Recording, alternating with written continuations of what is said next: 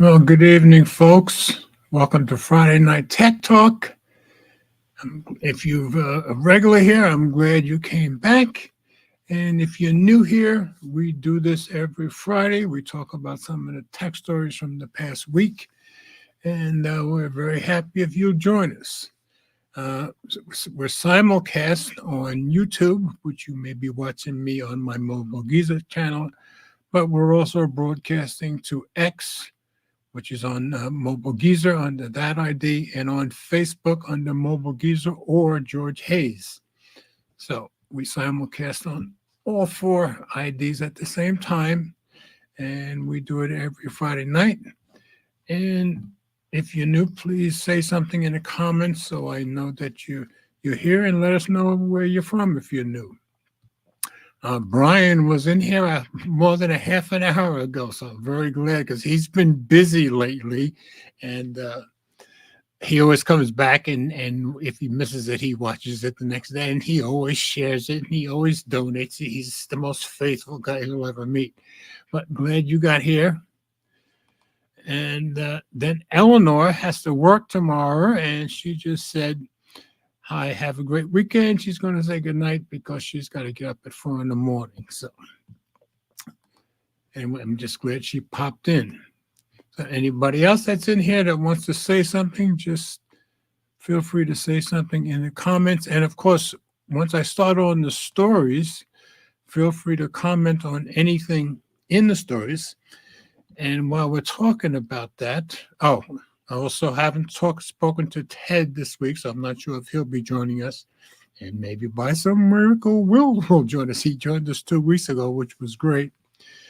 But while we're talking about the stories that we're going to go over, we have some articles that I pick out every week, and they're on my website. So let's show you where that is. I'm going to share screen here. Okay, so if you go to mobilegeezer.wordpress.com, if you click on the first date that you see, which is today's date, you'll get just the stories for tonight's show. So those are the show notes for tonight. And I've got 6 articles in here. If usually I try to, if there's a big story of the week, I usually make that the second story, which is what I did this week to give people a little time to get in here.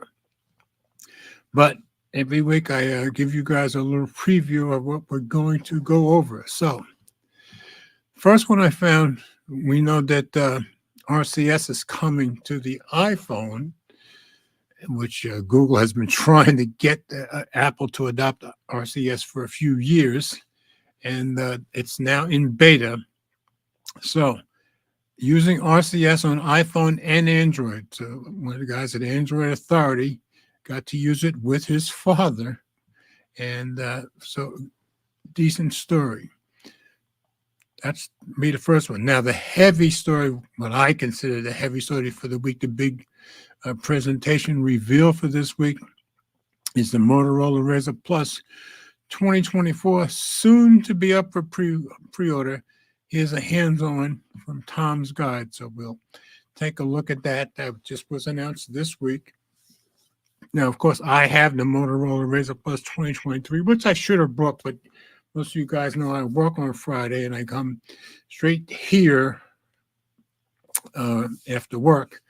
And so I always carry 2 phones with me. Today, I had my OnePlus 12 and my Google Pixel 8a. So I did not have my Motorola Razr Plus 2023 with me.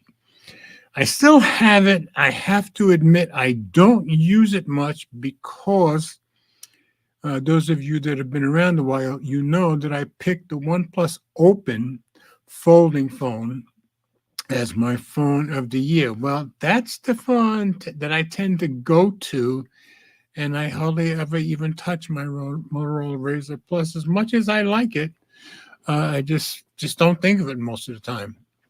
And I don't have that tied to any of my watches. My OnePlus Open is tied to my OnePlus Watch 2. So that'll be our second story. And like I said, I consider that the heavy story for the week, or the heavy news item for this week. After that, Samsung has announced Galaxy Unpacked Summer 2024 announced. So we'll check that out on digital trends. And then also Google has announced an event for August 13th. So Samsung is in July and Google's is in August. And that kind of surprised everybody. So we'll go over that on Tom's Guide. And then I found the stories from about a week and a half ago. I just said, like every government, EU says no privacy for you. I got the story on The Verge, and they're about to pass a law, at least I think they're about to pass it, called the Chat Control Law, and they want to scan your stuff without encryption. So we'll go over that. That has not gone through yet, though, although it should have gone through according to what the story said, but we'll talk about it. And finally, I just said Apple breaks new ground. First company charged under the EU's Digital Markets Act. And we did a bunch of stories on the Digital Markets Act last year and some from this year. And Apple was one of the companies that they knew might start getting charged. And the EU gave them plenty of warning, but they actually did charge them. So, and Apple has until early next year to respond. So it's not so immediate, but they'll be doing everything they can to stop getting a fine. The fine is very stiff. So those are the stick stories we'll go over tonight. And if Ted happens to come in, I will certainly let you guys know. I always love it when Ted comes in. It just makes it a much better show. And if it's just me, of course, it's going to be a quicker show. So nothing new in the comments. So I will go on to the first story. And I just said using RCS on iPhone and Android. So we'll check this out on Android Authority. It says, I tried out RCS messages between iPhone and Android. Here's how it works. It's actually pretty simple. And this was by Ryan Haynes from yesterday. So I'm going to drop this into Reader View and get rid of some of these ads. Okay. After countless ads and several years of Google's pleading, RCS has finally come to Apple's Messages app. Right now, it's only available as part of the second iOS 18 beta, ahead of a full rollout later this fall. I'm guessing we'll see it in September. But for the brave beta testers, it's really, truly here. So I did what any good journalist, specifically one using Verizon, AT&T, or T-Mobile, because they're the only supported carriers, would do. I fired up an iPhone and texted the most tech-savvy guy I know, my dad. After all, what could go wrong with explaining what I needed him to do while testing RCS on messages for myself for the first time? Surprisingly, almost nothing. Glad things went smoothly. So 2 thumbs up. And you can still see the green messages coming back from the Android phone. And he'll address that later. Before using my Android, using Dad as an RCS guinea pig, I had to do a few things. The first was to let him know that I'd be moving my phone number around, a courtesy since he gets emails from Verizon every time I do so. Sorry, Dad. The second was to opt into Apple's developer program. I might do that myself. Normally, I don't do that unless I have more than one iPhone, but I have only my iPhone 15 Pro Max, but I might go into this beta. We'll see. The second was to opt into Apple's developer program, bring in an iPhone 14 Plus. See, he has a nice old phone to do this. Test unit out of retirement and set it up with the latest iOS 18 beta. These 2 steps took about 3 times as long as the rest of the process, including running my dad through the different ways I needed him to react to messages. So he's doing some serious testing with his father. Then it was time to jump into an RCS-powered future, and by that, I mean flipping a toggle in the Settings app. I mean, it's pretty simple. Seriously, that's all there is to it right now for beta testers on the most recent build. So sounds pretty easy. From there, it was time to send my first RCS text message on an iPhone. So I figured I'd start with an easy one, a dig about Apple getting the message. Right, I got a quick one from Brian. Brian says, no beta stuff for me, although I can use my old iPhone SE2. See, you kept an old iPhone. I only have the one. I'm still thinking I might do it. We'll see we'll see. As long as I can go back if anything goes wrong. Okay. Then it was time to test a few RCS basics. The ability to react to messages and send read receipts, which is a big deal in RCS, from Android to iOS. So yeah, we've never seen that before. I asked my dad to respond to my first message, and he sent back a thumbs up, both to my original message and my request for a reaction. Both reactions popped up smoothly and immediately, a massive improvement over the generic SMS alert on iOS 17 and older. Yeah, because before, if you sent back stuff from an Android phone, it came back to iMessage with an SMS. And far closer to what we see from Apple's iMessage service between Apple devices. So far, things are going quite smoothly. I also noticed that I didn't have to test read receipts through RCS. They're turned on by default. There doesn't seem to be a way to turn them off since there's only one toggle for all the RCSN. Remember, he said you only had to flip one switch, so that's it. You only get one switch. So you're either in or out. Let's see, Ruthie's in here. Hey, Ruthie, glad you're here. Looking forward to using RCS on messages to my Android co-workers. Have to wait for iOS 18. Yes, you do. Or you have to join the iOS 18 beta. But yeah, I guess come September, we'll all have it. Let's see.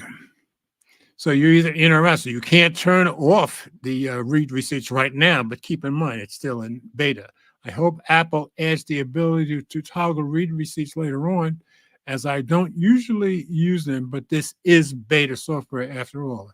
Good point. So I can see clearly. Now, of course, you can't have a guy who sang in bands as long as I did, and then I come to that and my mind goes, I can see clearly now the rain is gone. You knew I couldn't resist that, right? Okay. The other main draw of bringing RCS to messages is the ability to send full resolution videos and images from Android to iOS. Will should love this, I think. Just like you can with iMessage between iPhones. After all, there's nothing worse than having a friend take a great photo of you only for them to send it to you in low resolution. And that's what used to happen when you sent from Android to iOS. So I asked my dad to send the picture and the video clip, and he did so in a way that only a dad could, with a comic about making beer and a video of himself checking the gutters at the house I grew up in. It's good that he used his dad. Let's see, where's Ruthie say? Ruthie says, no beta, just got the 15 Pro Max, same as me. Not geeky enough to do that. Yeah, I'm not saying for sure I'm going to do it. I'm thinking about it, though. I'm tempted because of this. And I remember Will at some point said he didn't think that the Apple would ever allow this. So I hope he gets to see this soon.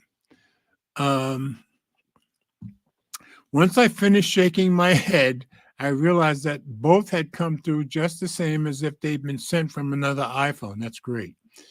The comic was crystal clear, and the video came out much better than the Patterson-Gimlin resolution I often get when he sends me a clip. So this is way better, obviously. It's a vast improvement over the SMS and MMS struggles both sides have been used to, and a sign that Google was probably right all along. Images and videos finally go from Android to iOS in the resolution they were intended. So I guess that's what he meant. RCS on iPhones also allows you to send stickers from your existing set and gifts from Apple's images library. So I sent my dad one of each. Unfortunately, Apple doesn't seem to have ironed out the reactions to them just yet. So, this is the first little bump. As I got the dreaded thumbs up to a GIF and thumbs up to a photo in response. Interestingly, when I reacted to the video my dad sent, it was a thumbs up on my end, but a basic text response on his. So they still have a few bugs to work out, but like you said, it's still beta. So the experience isn't perfect just yet. Yes, iOS 18 is still in development, but I ran into another surprising hiccup while receiving video clips from my dad. Although I had no issues opening and starting clips, there was no way to control them once they started playing. Now that's aggravating. The play button disappears almost immediately, and Apple's usual slider across the bottom edge is nowhere to be found. Yeah, that would really bother me.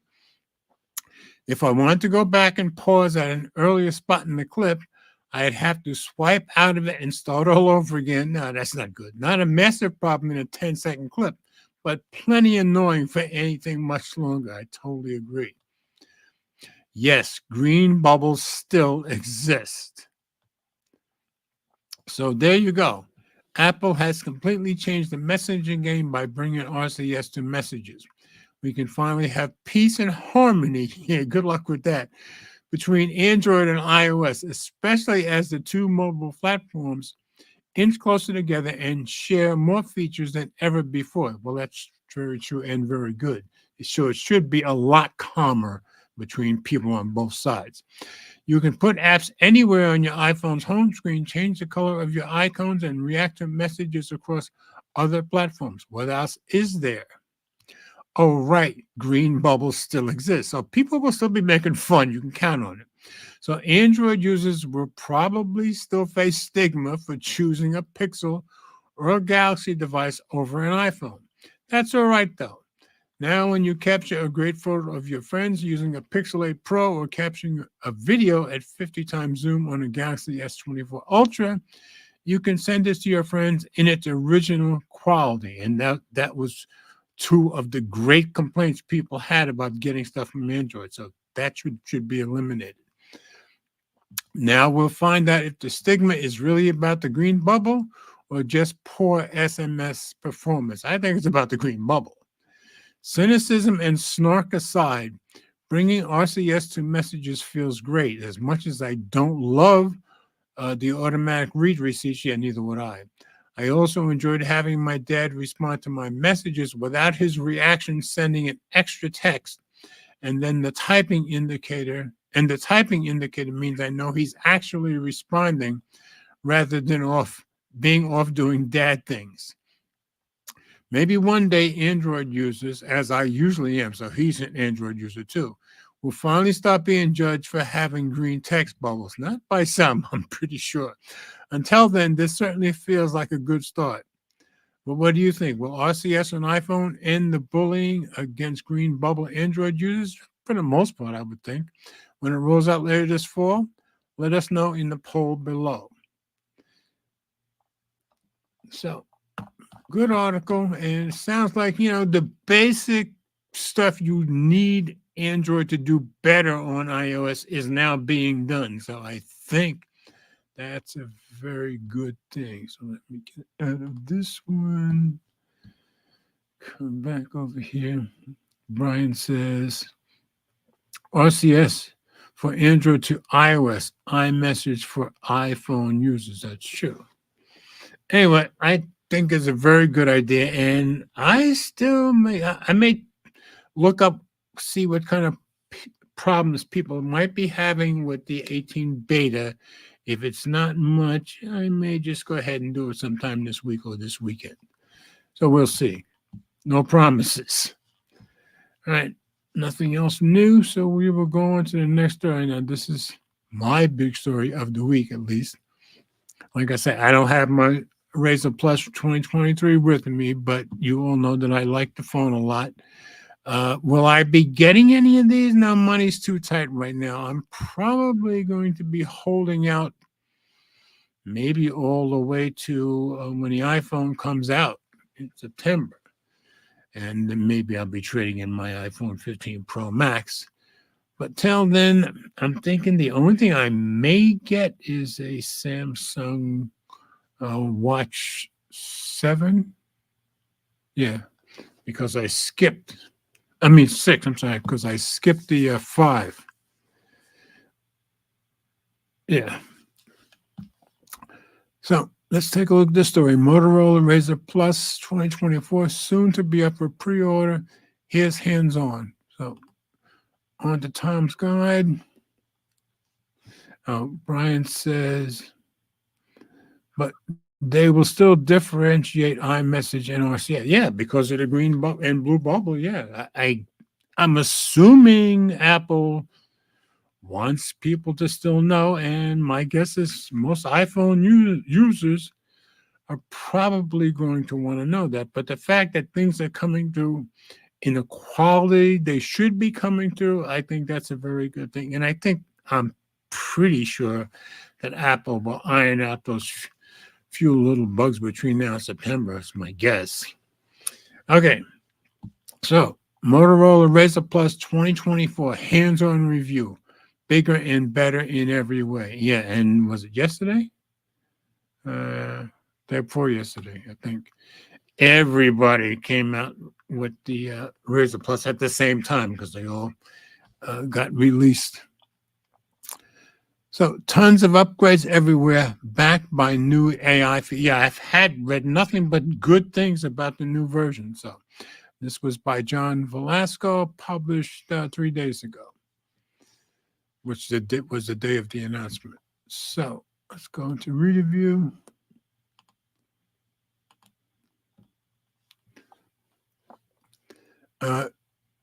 Don't let its looks fool you. Because it looks just like the 23. Fool you because the Motorola Razr Plus's 2024 stylish design is filled with upgrades that could make it the best flip foldable phone yet. And see, my problem is I'm spoiled by the Open being that full-size foldable, and I really got spoiled. You got a larger 4-inch cover display. That's good because I think it was 3.6 before. Larger 4-inch cover display, a sleek design, faster charging, and the 2x telephoto zoom, plus faster charging. And the AI features look promising. So, pros and cons. Pros, larger outer screen with more personalization, stylish design, Moto AI features, and he'll address that more down below, much more. Faster charging speeds, which is good. Cons, ditching the ultra-wide camera. So you're getting the 2x telephoto, but no more ultra-wide. So trade-off. So we'll go through the whole thing. After several valiant attempts, Motorola finally got it right with last year's Razr Plus 2023. I agree.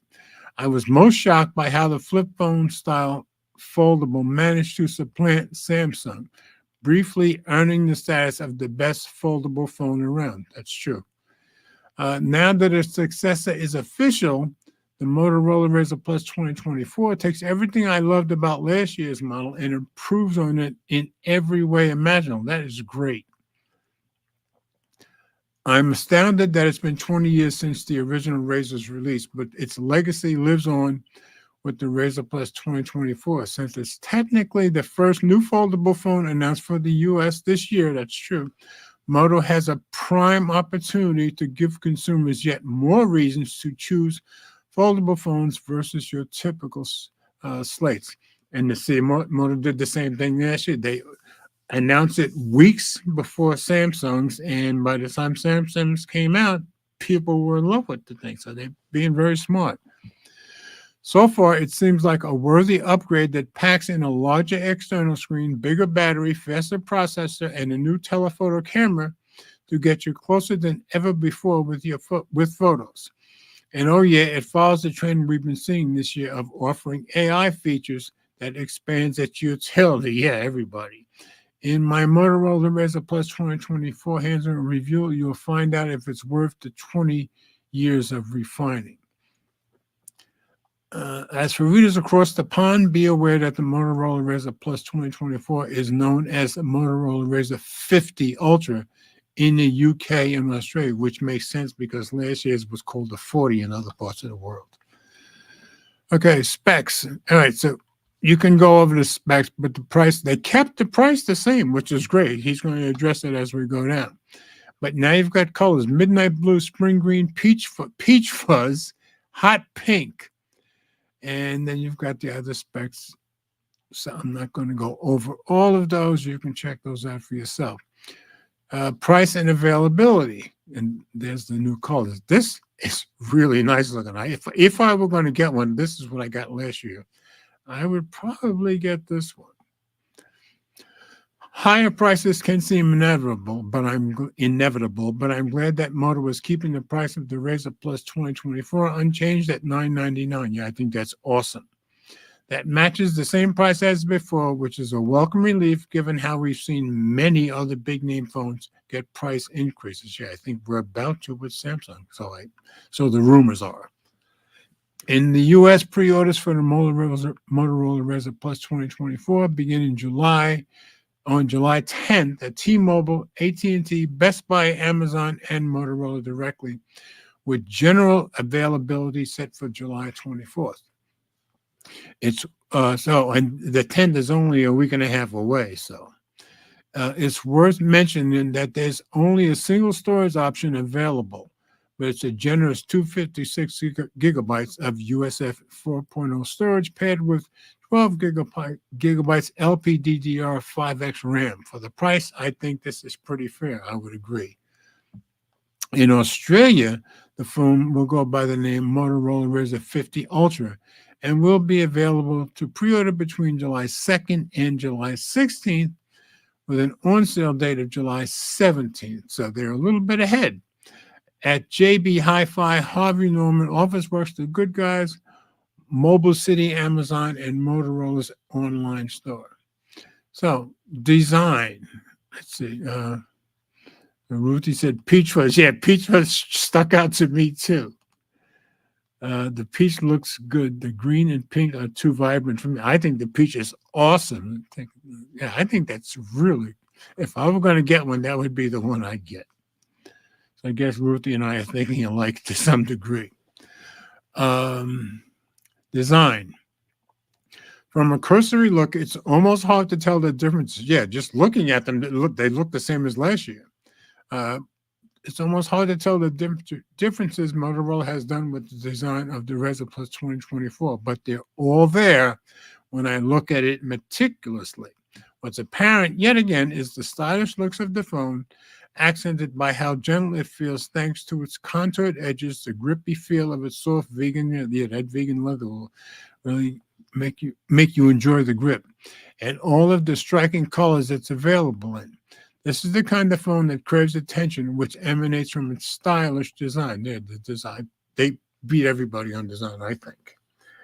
Motorola also mentions that Razr Plus 2024 has improved durability, not only with a better IPX8 rating and Gorilla Victus glass protecting the outer screen. That's great. But I feel especially in the way it opens. That's because it's much more snappy with its folding mechanism, giving it that satisfying snap when I close and up. Say, I've only snapped the old one closed, but this sounds good. Much like the feeling of the original Razr. This is due to the hinge being 30% smaller, which, interestingly enough, also minimizes the crease along the middle of the display. I may have to go to Best Buy when they're there and maybe do a quick video there. We'll see. Best of all, the Motorola Razr Plus is available in more colors than ever before, right from the onset, with a total of 4 colorful options. They include midnight blue, spring green, peach fuzz, and hot pink. These options remind me of the time when Motorola released a slew of vibrant colors with the Razr V3 during the mid-2000s. Okay, display. Motorola certainly hit it on the mark last year with the Razr's outer screen. Yes, it did, since it was the first to bring a sizable display that unlocked new utility I haven't seen in other flip foldables before. That's very true. Because I had the Galaxy Flip 4 before that, and I liked the Razr better.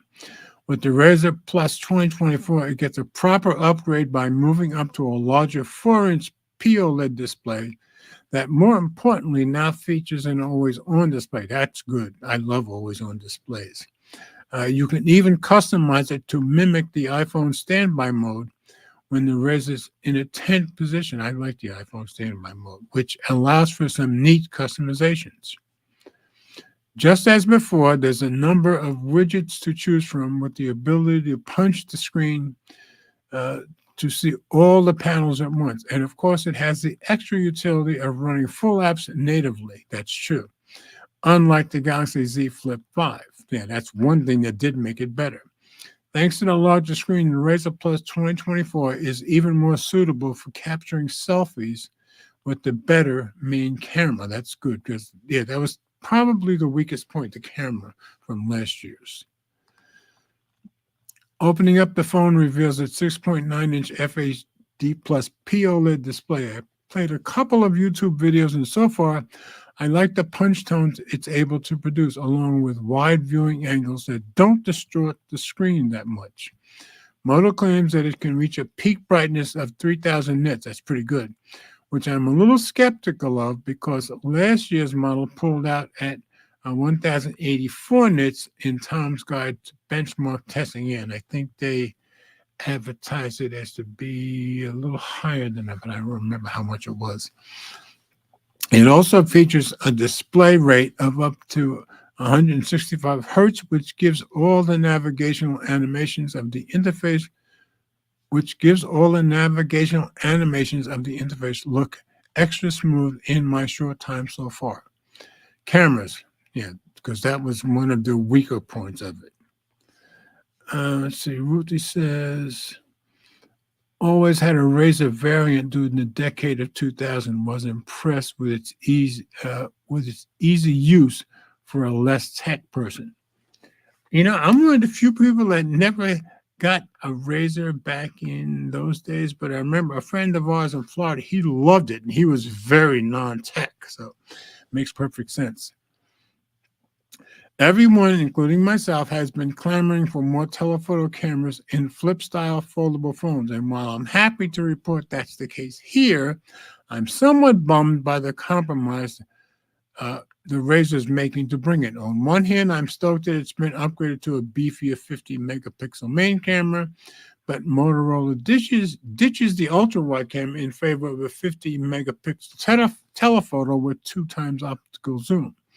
So what's the big deal? Well, I really found the ultra-wide camera of last year's Razr Plus handy for vlogging and self-recordings because of its wider field of view. But that's gone now, replaced by a new telephoto camera. I think it would have made for a more compelling arrangement if Moto kept the ultra-wide and uses pixel binning with the main camera to delivering 2x optical quality zoom. In theory, it would deliver the same package as the triple camera systems we get in many flagship phones, in theory. I tried using the outer screen and main camera to shoot video of myself at 4K 30 frames per second and 60 frames per second, but it's quite clear that the main camera can't compare at capturing more of my torso. See, the wide last year made it that much easier. Meanwhile, folding the phone halfway puts it into a new camcorder mode, oh cool, that instantly starts recording video with a new option to shoot vertical or horizontal videos while in this mode. Well, that's cool. Another change pertains to Photo Booth, which now works on both the internal and external cameras. That's also good. I am hopeful that Motorola made all the proper improvements to the camera's performance, so he doesn't know yet, particularly around its low light shooting. Yeah, that was by far its weak points. Particularly around low light shooting because it was its weakest area. Furthermore, I want to put its telephoto camera to the test against its own main camera by comparing the result of its 50 megapixel full-size snapshots and then cropping it to match its 50 megapixel telephoto's framing. Much like its rivals, Motorola is using AI in its cameras, albeit the AI features are more behind the scenes that enhance the quality rather than the AI photo editing tools we've been seeing on other phones. Okay, so there's a big difference. These AI features include a photo enhancement engine that fine-tunes photos for better clarity, adaptive stabilization to clear out the jitter in videos, action shot that will adjust the shutter speed and illumination of the camera based on the scene, long exposed for artistic light trails, and super zoom that uses an AI-based machine learning algorithm to get better I don't know what he was trying to say there. So it sounds like, yeah, the behind the scenes AI stuff sounds like they're doing a pretty good job. Okay, performance. Rather than employing a previous generation chipset, the Reza Plus 2024 leans on the new Snapdragon 8's Gen 3 SoCs for its muscle power, which is often classified as a lower cost version of the Snapdragon 8 Gen 3, 8S Gen 3, okay, versus 8 Gen 3, that powers most of today's flagships. In just my short hands-on time, I can see its fluid responses running different apps and navigating around the interface, although Qualcomm has built a chipset to handle on-device generative AI features, so that's where I suspect to see, I guess they meant expect, to see a big difference in its performance against its sibling in the standard Razr. Yeah, it'd be great when they come out with somebody starts comparing the regular and the Plus. Okay, Plus software and AI. Breezing quickly through the software in the Razr Plus 2024, it's very similar to its predecessor in that it preserves features that I've grown to love about Motorola's phones.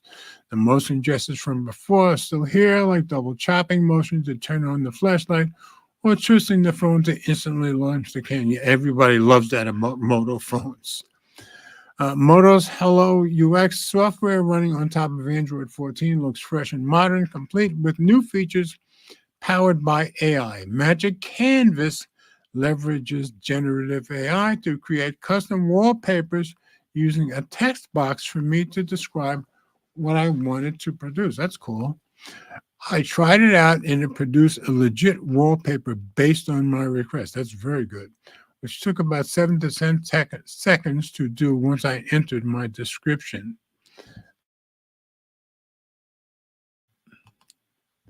Moto doing a decent job with their flip. Yeah, which they also did last year. Got to give them credit. Okay. Google Gemini is on, but yeah, sooner, every time I read Google Gemini, I think of all the screw ups that we've heard about with Google Gemini. Now, I'm probably not being fair, but that's what I think about. And I hardly ever use it on any of my phones. But Google Gemini is on board with the Razr Plus 2024, which can be accessed directly from the external display and internal one by either long pressing the power button or saying the usual, hey, I'm not going to say it. I got two phones right next to me. Voice command. It works just like on other phones to help out by giving me travel tips and recommendations, but it's made better here because you get 3 months of Gemini Advanced. That's good. And I don't even know what that gives you, at no additional cost for even greater functionality by handling several instructions in one sentence. Okay, that's good, I guess. This also includes 2 terabytes of cloud storage. And the other reason I didn't say, I said I've got 2 phones right next to me. I also have a speaker right on the floor right by me, too. Where the Razr Plus 2024 really shines is in the new Moto AI features. It's going to be offering when it comes, going to be offering when it comes to the phone later this fall. So just like Apple, just like the iPhone, some of the AI stuff is coming later, and that's what happened with the iPhone too. For example, Moto showed off how Moto AI can summarize all of the notifications on the Razr Plus 2024 and give you a personal summary that highlights the most important stuff by using the Catch Me Up prompt. That sounds pretty cool. I suffer from ignoring many of my notifications, so I can see how this can be helpful and give me a top-level oversight of what's important. Yeah, hopefully that will help it. The pay attention prompt works similarly like other AI-assisted voice recorders I've tested on the Pixel 8 Pro and Galaxy S24 Ultra by automatically transcribing voice recordings and summarizing them. You see, I should be doing that with my AI stuff, but I haven't even been bothered doing that, and I probably should. Meanwhile, the remember this prompt will let Moto AI no, I think he means remember this prompt will let Moto AI capture and remember live moments or on-screen information, which is helpful when you want to recall a moment. I'm excited to try out more of these Moto AI features, but they will be available post-launch sometime in the fall.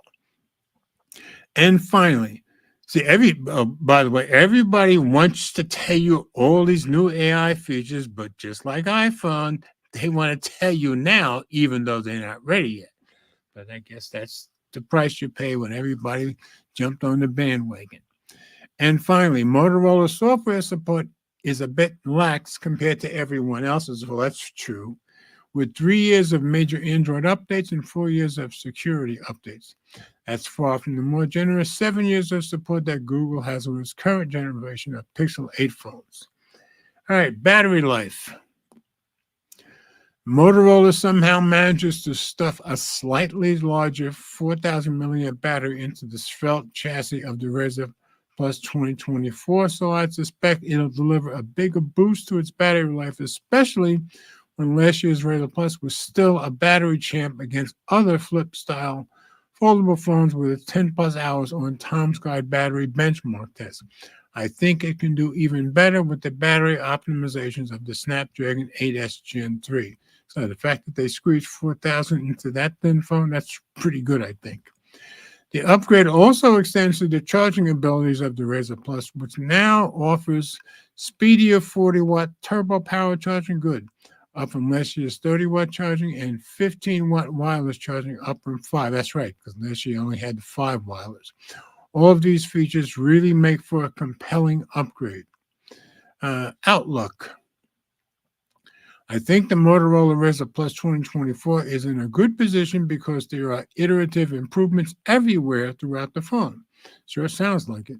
From its bigger outer screen, larger battery, faster charging, and AI features, it's a superb upgrade that should give Samsung something to worry about, more so when its price remains unchanged at $999, which I think is awesome.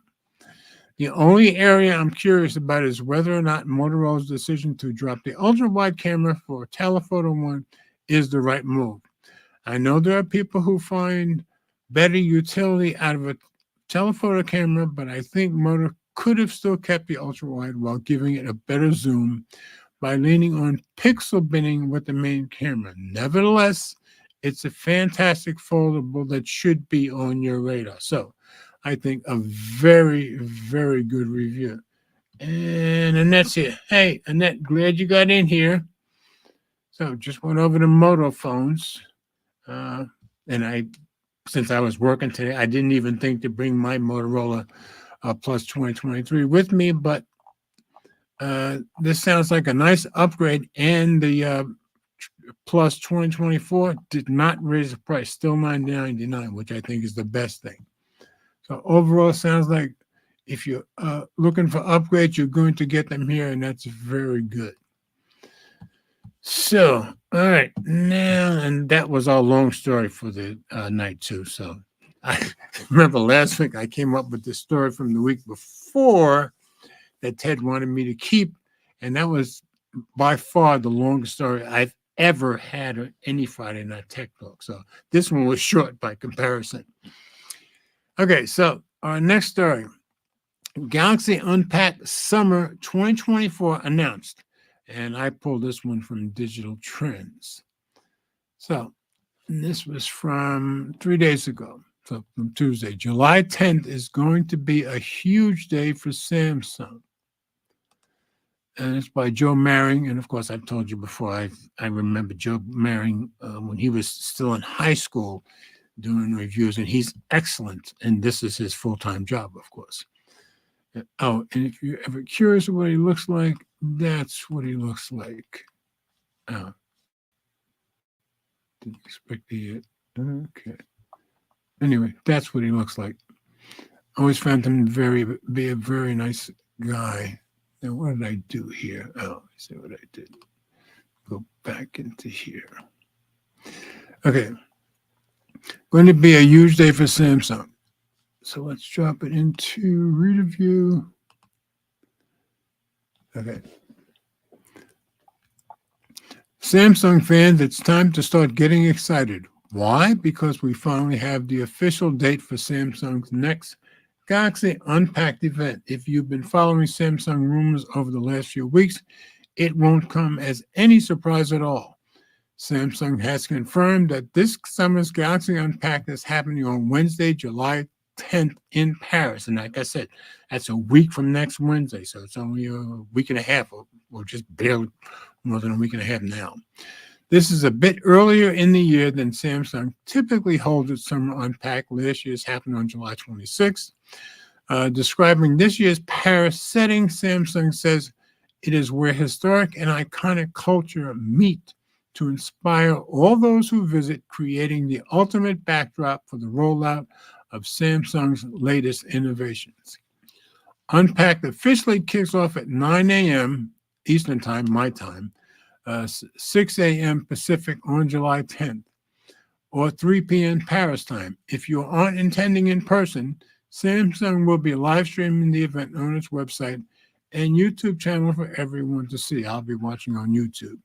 The event, I'm off on Wednesday. I'm off on Tuesdays and Wednesdays. So most of these things coming on Tuesdays and Wednesdays makes it great for me. The event teaser hints at a folding phone with Samsung's Galaxy AI logo, like you see right there, giving us a pretty good idea of what to expect. As the rumors have suggested for months, we're expecting a lot from next month's Unpacked. The Samsung Galaxy Z Fold 6 and Z Flip 6 will likely be the two smartphone announcements. There have been rumors of a Galaxy Z Fold 6 Ultra. Nobody knows for sure, but it's unclear if that's still happening. We'll also likely see the Galaxy Watch 7, the Galaxy Watch Ultra, and the Galaxy Ring. I am not tempted by the Ring. I guess some people are because you keep hearing good things about it. I'm either probably going to get the Galaxy Watch 7 or the Ultra, depending on how much more and what you can trade in to get it. Other than that, that's probably as far as I'm going until the iPhone comes out. The Z Fold 6 and Z Flip 6 are expected to be minor upgrades over their predecessors, the Galaxy Z Fold 5 and Z Flip 5. The Galaxy Watch 7 also appears to be a tame release. Now, see, I skipped the Watch 6. So I would be going from, I don't have it on today, my Galaxy Watch 5 to a 7 or a Galaxy Watch Ultra. We'll see. The Galaxy Watch Ultra, pardon me, should be a lot more interesting as it'll be the first Galaxy Watch with the Ultra moniker. Now, of course, for me, a lot's going to depend on what it's offering, because if you're just going to give me better health stuff, you're talking to a 79-year-old guy who has perfect biometrics every single year, as I did a month and a half ago. So if that's all they're offering, it's probably not for me. I'm not going to spend the money to get something I already have. And of course, a full release for Samsung's first smart ring is worth looking forward to. I think a lot of people are going to be excited about that ring. In typical Samsung fashion, today's Unpacked announcement is accompanied by a new reserve offer. Yeah, I've already done my reserve. Starting today, June 25th at 7 p.m.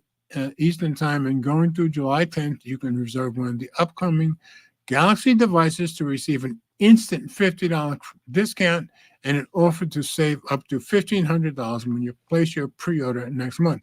Now, of course, everybody's trying to get you to click on theirs in their video, but if you just go to Samsung's site, you're going to get the same thing. So it's up to you.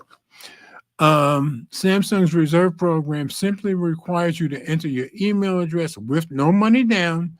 So if you're even slightly interested in what's coming from Unpacked next month, you might as well take advantage of it.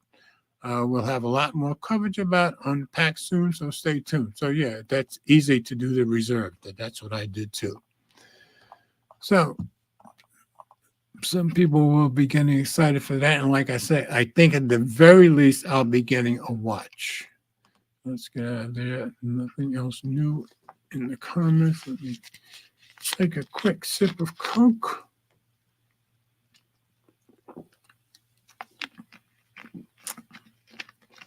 It's the real thing. And some of you are too young to know the old song, It's the Real Thing, but some of you may remember it. Okay. See, Ruth, I said some people be saying, Ruthie said she'll be looking at the smart ring. Yeah, because people, I've heard nothing but people say good things about the smart ring. And I've even seen a couple of articles, I think, going back a couple of months that people have tried the ring, I think at the last Unpack, when they were there in person. And some people seem to be surprised at what a good job it does. So good for you, Ruthie. You can report to us what you think of it. Okay, I'm going to go down to the next one. Now we got the Made by Google event. Google event for August 13th. And I just said Pixel 9. That's what we're expecting. So let's go to Tom's Guide. Google announces a surprise event for August 13th. Pixel 9 and Pixel Watch 3 expected by Mark Prospero. Published again Tuesday. Tuesday was a big day for announcements. And pardon me. Pixel Watch 3, Pixel 9 could be shown off. So it's going to read a view, get rid of the ads, or some of the ads. Just when we thought we had heard everything at Google I/O, the company announced that it will be holding. Now I get this. Another summer event on August 13th. How can they be holding another summer event? Google I/O was not in summer. Summer started a week ago. So, I don't like when people that.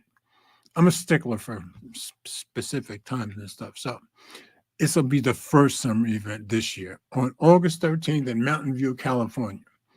The invitations, which arrived earlier today, said that the company will hold a keynote at 10 a.m. Pacific or 1 p.m. Eastern. That's pretty normal for them, followed by hands-on demos where Google will showcase the best of Google AI, Android software, and the Pixel portfolio of devices. And there's an invite. You're invited to an in-person Made by Google event where we'll showcase the best of Google AI, Android software, and the Pixel portfolio of devices. Last year's Made by Google event occurred in October, so this is a lot earlier, where the company launched the Pixel 8 and Pixel 8 Pro as well as the Pixel Watch 2. So while several months earlier, we could get our first look at the Pixel 9, Pixel 9 Pro, and the Pixel Watch 3. Now, I have the Pixel Watch, the original Pixel Watch. I didn't get the 2. Of my 5 watches that I have, the most disappointing one is the original Pixel Watch, and I do have heard that the Pixel Watch 2 is better. So can I totally say I won't get the Pixel Watch 3? I can't, but I probably won't.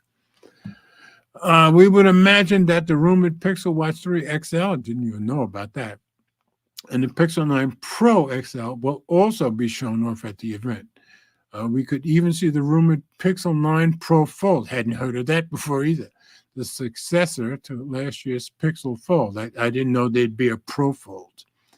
While Google announced a number of AI features and initiatives earlier this year, this event could showcase even more examples, I'm sure it will, as well as how they would work in these new hardware devices. For instance, we might be able to see how the new AI features in Android 15, such as the expanded circular search, real-time scam alerts, and talkback. Google's been full of curveballs with its product launches this year. That's true. Most people expected the Pixel 8a to show up at Google I/O, following the pattern of previous releases. Instead, the mid-range phone came out a week before. That's true. And that's still my latest phone, the Pixel 8a. And I'm pretty happy with it. And the size is nice. It's a small phone. I'll probably end up passing this on to Eleanor at some point because as soon as I picked it, I'm like, okay, this is the size she would like. And she held it. She liked it. So maybe in the fall or so, I'll be passing that on to her. So that was the other big announcement that we had this week. So there's plenty to be excited about for July and August, folks. That's for sure.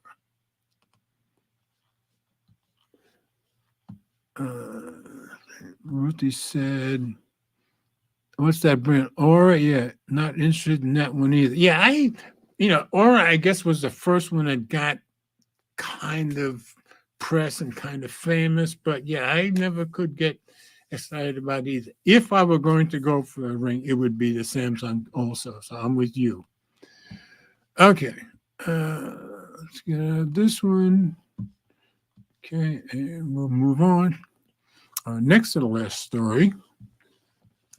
And this one's a week and a half or so old, but I hadn't brought it up and I just thought it would be good.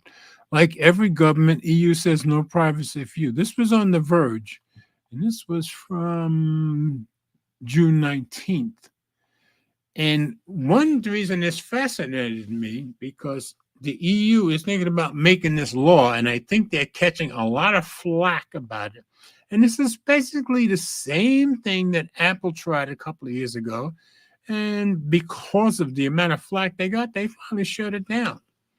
So, EU chat control, that's what they're calling their law. EU chat control law proposes scanning your messages, even encrypted ones. And that's what Apple wanted to do. And it's always the child sexual abuse thing that they use as an excuse. Governments never want you to have any privacy. They want to know everything you're doing all the time. And obviously, so do companies like Apple, but especially governments. The proposal, which is aimed at preventing child sexual abuse material, would essentially break encryption. And they're going to catch all kinds of flack for that. Nobody wants their stuff unencrypted for anybody to just read. This was by Emma Roth from July 19th. So let's take it into review. And you're going to have the same arguments that, finally stopped Apple from considering it. Of course, then they'll probably bring it back at some point. But people are really against this stuff. The European Union is getting closer to passing new rules. Now, keep in mind, this is from the 19th, but they haven't passed it yet. It's getting closer to passing new rules that would mandate the bulk scanning of digital messages, including encrypted ones. And of course, nobody wants to hear that. On Thursday, EU governments will adopt a position. Now, this was before, this was a week and a half ago, but they haven't adopted it yet. EU governments will adopt a position on the proposed legislation, which is aimed at detecting child sexual abuse materials, CSAM. The vote will determine whether the proposal has enough support to move forward in the EU's lawmaking process. And I don't think they're ever going to get that much support. The law first introduced in 2022, so this is 2 years later, and they still haven't gotten it, would implement an upload moderation system. I love their names. That scans all your digital messages, including shared images, videos, and links. Each service required to, now get this, each service required to install this vetted monitoring technology must also ask permission to scan your messages. So everybody that, has any kind of platform, you're going to have to put this technology in. People are not going to go for it. If you don't agree, you won't be able to share images or URLs. People are going to hate that. As if this doesn't seem wild enough, the proposed legislation appears to endorse and reject, it's true, end-to-end encryption at the same time. Yeah, they're for it and they're against it. Get this. At first, it highlights how end-to-end encryption is a necessary means of protecting fundamental rights. So they're saying encryption is necessary, but then goes on to say that encrypted messaging services could inadvertently become secure zones where child sexual abuse material can be shared or disseminated. So they're saying, well, they're for encryption, but they're against encryption.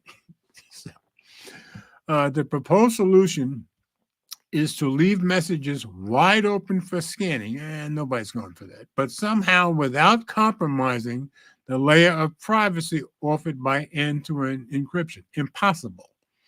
It suggests that the new moderation system could accomplish this by scanning the contents of your messages, get this, before apps like Signal, WhatsApp, and Messenger encrypt them. But then you have no encryption at that point, do you? In response, get this, here comes the blowback. Signal President Meredith Whittaker says the app will stop functioning in the EU if the rules become law. So they're saying if you make this law, then you're not going to have any Signal in the EU. Good for them.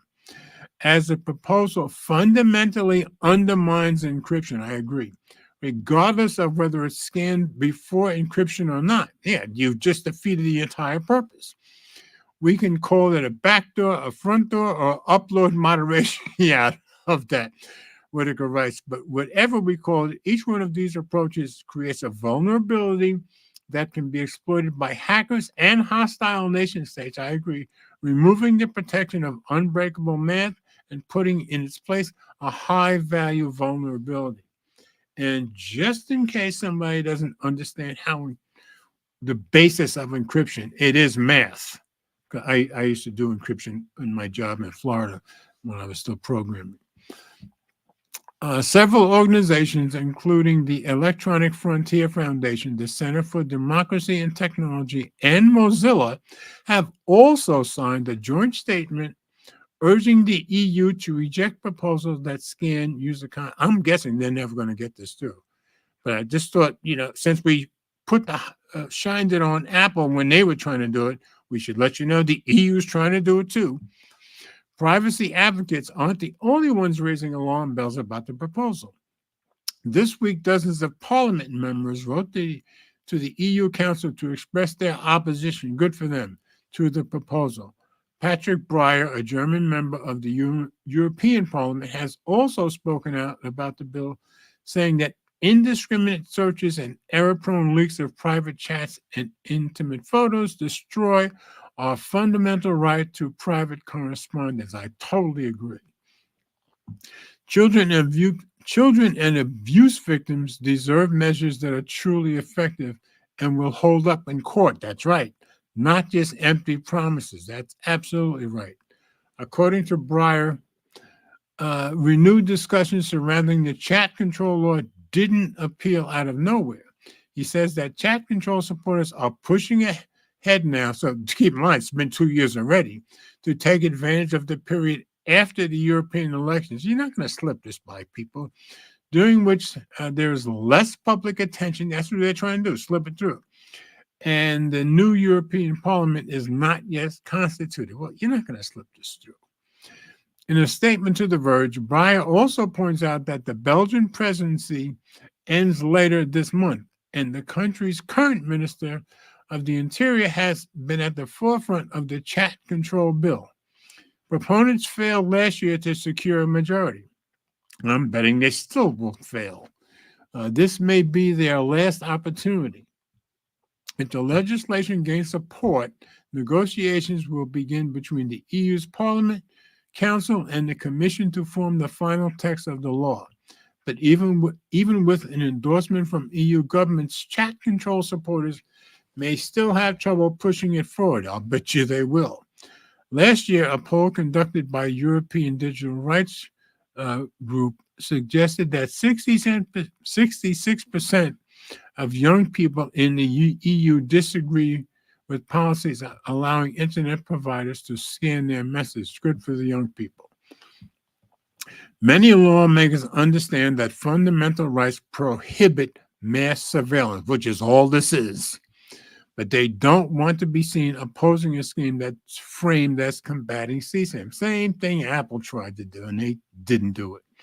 Breyer says, my message is that children and abuse victims deserve measures that are truly effective and will hold up in court, not just empty promises, tech solutionism, and hidden agendas. Good for you. I don't think they'll ever get this through.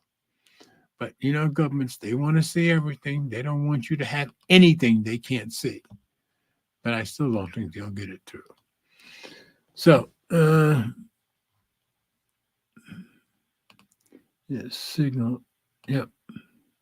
And Brian also said government wants to control. That's yeah. And the problem is every government on earth is like that.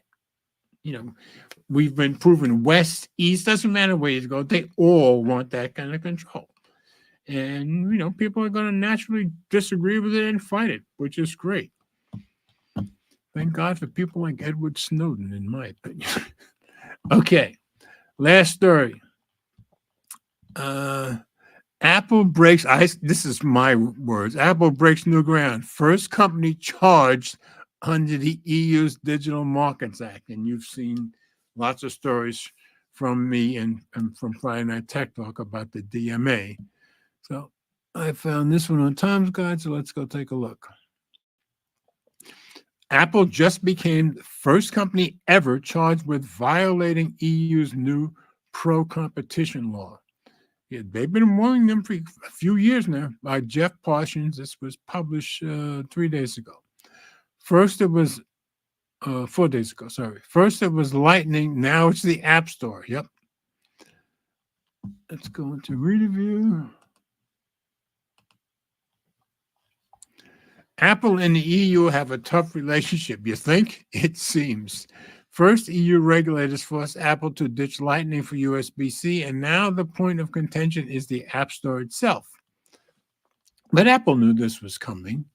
The company has become the first ever to be charged with violating the DMA, a pro-competition EU law passed in 2022 that seeks to stop gatekeepers. And you remember, Apple was one of the 6 companies, I believe, that was originally dedicated a gatekeeper from the day one, from locking customers into ecosystems. In the case of the App Store, yeah, you're going to be locked into an ecosystem.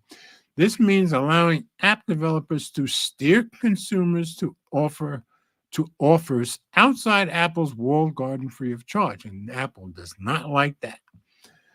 Apple, for its part, has always maintained that granting these freedoms could compromise user security and best interest, and make them lose money too. But the EU isn't swayed. Today, June 24th, regulators in Brussels returned a preliminary charge that Apple does not fully allow the aforementioned steering, and as such, could be on the hook, get this, for a penalty of up to 10% of global revenue. Given Apple made $383 billion in revenue last year, that's no small amount. And they knew that 10% was coming. What's more, the fine could go up to 20% for repeat infringements. And I can see where the EU might be looking for a repeat, because Apple's going to do everything they can to wiggle through or sneak through what they can. In addition to announcing the charges, the result of an investigation begun in March, the European Commission's executive branch is also looking into Apple's support for alternative iOS app stores and the fees it charges to developers. Yes, because people think that's exorbitant too. Today is a very important day for the effective enforcement of the DMA. Yeah, being first, we have sent preliminary findings to Apple, said Margaret, I always have trouble with her first name, Vestager, Executive Vice President in charge of competition policy. Now, she's been in that position for a long time, but I actually looked it up today, how you say it, as many years as I've been reading about her. But she says that a lot of people have trouble pronouncing her first name. I think it's pronounced Margaretha, I think, because she actually congratulated a guy for saying it right. Our preliminary position is that Apple does not fully allow steering, and that's what they want them to fully allow it. Steering is key to ensure that app developers are less dependent on gatekeepers, app stores, and for consumers to be aware of better offers, which means Apple will make a little less money. Apple EU ruling, what does it mean for users? Regulators have said these charges are preliminary and have been sent to Apple, giving the company a chance to respond. Yeah, they've got until early next year. A final decision will be announced by next March. Yeah, so they have some time, like 9 months. Apple, for its part, has defended its practices. Gee. Throughout the past several months, Apple has made a number of changes to comply with the DMA. Not enough, obviously, in response to feedback from developers and the European Commission. Apple said in a statement, "We are confident that our plan complies with the law. But it seems like there will be repercussions. Apple has confirmed that its highly anticipated Apple Intelligence, now get this, Apple Intelligence features, which we've been hearing about for weeks now, announced that WWDC will likely not be coming to customers in the European Union because of the DMA." So the big AI that Apple announced, they may not be going to EU at all. The block features may include not only Apple Intelligence, but also iPhone mirroring and SharePlay screen sharing, announced as part of iOS 18 and macOS Sequoia. It's unclear if this will still be the case in a year's time. My guess is it will. But if so, it would mean hundreds of millions of people won't get access to some of the most exciting new features to come to the iPhone and iPad and Mac in a long while. I'm going to speculate that what will happen is if they don't give the Apple Intelligence to the EU, people that are visiting Canada, here, wherever, where they can get it, they're going to go back to Europe, and at some point, somehow they'll find a way to get that over to the EU. That's my guess. Anyway, it's kind of a big deal story with them being the first ones charged. So I guess we'll be following this story at least for the next 9 months. So there we go, folks. No, even though it was just me, it still took a little while to get it done. And I'm very happy for everybody who commented in the comments. Thank you, Brian, of course. Thank you, Ruthie. Eleanor popped in, but she's got to get up at 4 o'clock in the morning to go to work. And thank you, Annette, as always. So thanks, guys, for adding to the conversation. And remember, always add as much as you want. If you'll always go down to the bottom of my show notes, I always say there's a spot for open discussion, which would be here. But I guess we've said what we wanted to say. So sorry, no Ted tonight, but at least I think we had a pretty good session here. So I hope everybody has a beautiful and wonderful weekend. And I will see you next week. And if we get lucky, we'll get Ted. So let's always remember we all do better when we love each other. See you next week, folks.